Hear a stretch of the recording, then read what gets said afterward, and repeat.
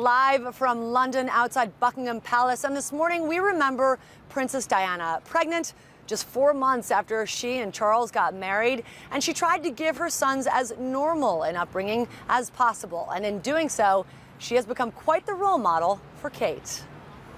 If Kate has any doubts about how to embrace motherhood in coming months, she should look no further than the example set for her by Prince William's mother. When it comes to mothering a future monarch, royal watchers say Princess Diana set the gold standard. Diana lavished her boys with affection, and she was truly a loving parent, which in many ways broke the mold of traditional royal parenting. While Kate will enter motherhood as a seasoned adult, she'll be 31 when she gives birth, Diana was only 20 when she announced that she was pregnant with William. The announcement came in November of 1981, just over 3 months after Diana wed Prince Charles in a wedding watched by the world. The press had begun to speculate that Diana was pregnant weeks before the announcement, notably when she fell asleep sitting up at a formal function. When it came to fashion, Diana was the master, even while pregnant, donning pieces that were fashion forward for the 1980s.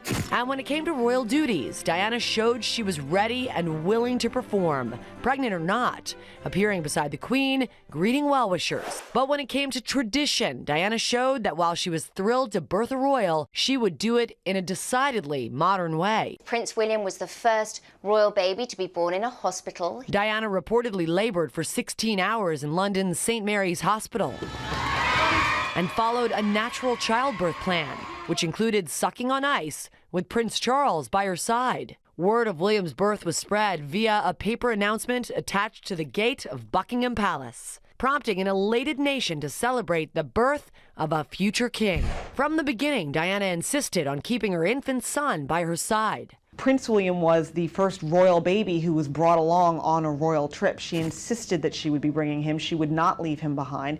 And part of the reason for that was that she was breastfeeding, also very much unheard of amongst the royal family.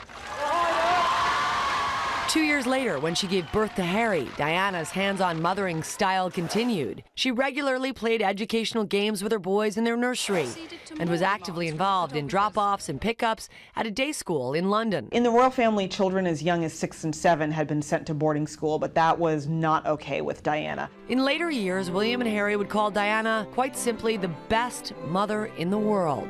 Those are some big maternal shoes to fill, but royal watchers predict Kate is up to the challenge.